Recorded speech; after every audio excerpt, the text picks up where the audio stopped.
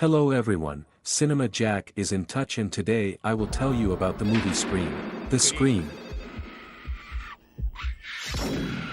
Woodsboro High School student Casey Baker is home alone late at night and is waiting for her boyfriend Steve Forth to come to her. She gets a flirty phone call from a stranger who asks her what is your favorite horror movie. The situation quickly gets out of control, as the stranger begins to verbally show unhealthy sadism towards Casey and threatens her life. Casey then discovers that Steve is being held hostage by a stranger who threatens to kill him if Casey answers questions about horror movies incorrectly. Casey makes a mistake on the question of the name of the killer in the episode Friday the 13th, she calls only Jason Voorhees the villain, but does not mention his mother Pamela, after which Steve is killed, and the killer himself in a ghost mask attacks Casey and kills her with a knife. Casey's parents return home to find her gutted corpse hanging from a tree. An investigation begins. Woodsboro is filled with crowds of reporters. Another Woodsboro schoolgirl, Sydney Prescott, is trying to cope with her mourning. The anniversary of the death of her mother Maren, who was raped and killed by Kata on Weir, is approaching. The day after Casey's murder, late at night, Sydney also receives a threatening call from a stranger, and then is attacked by him. The girl manages to lock herself in her room, after which her friend Billy Loomis sneaks through the window to help her, but at some point he drops his cell phone, and Sydney thinks that he was the attacker.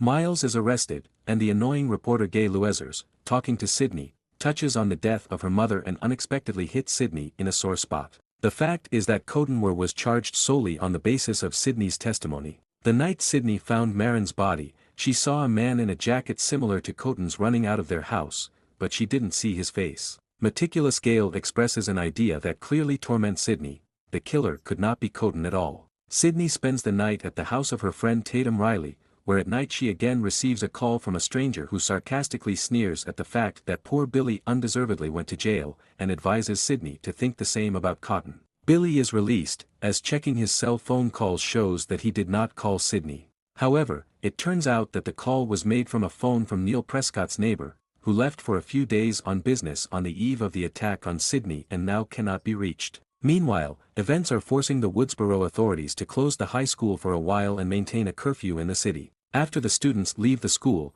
the killer kills the director of Himbri. Billy, Sydney and Tatum's friend Stu Mayshare decides to build a party at his house about the cancellation of classes. Sydney arrives there accompanied by Tatum, another of their friends Randy Mix. Gale also shows up there uninvited, who seems to think that the killer will definitely strike there. Deputy Sheriff and brother Tatum Dewey are looking after the party. Soon Tatum is killed when the killer uses the garage door to wring her neck. Immediately after that, Billy is announced, who retires with Sydney to finally sort out their relationship, and eventually they make love. It turns out that the body of director Himbri has been found, and most of the guys leave the party, and only Stu himself, Sydney, Billy and Randy remain in the house. Gale and Dewey are walking near the house, and Gale's cameraman Kenny Jones is watching the house from his van. When Bill and Sydney get dressed, he is suddenly declared a murderer and kills Billy. Sydney manages to get out of the house through the attic window. Meanwhile, Gale and Dewey find Sydney Neal's father's car not far from the house and think that he is the killer.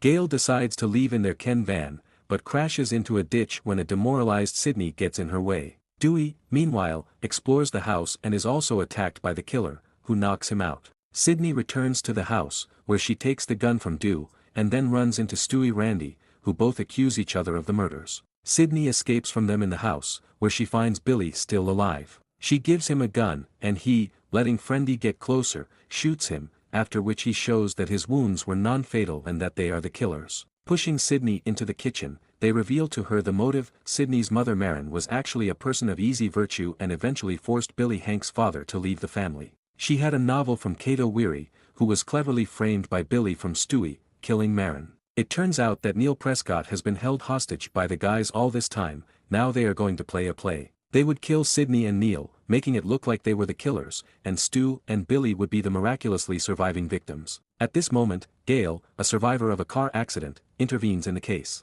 In the ensuing fight, Sydney kills Stu by bringing the TV down on his head. Then it is discovered that Randy is also alive, but then Billy attacks them, and Sydney finishes him off by shooting him in the head. In the final shots, the sun rises above the house, and Gale is doing a report on his porch. The end of the first part.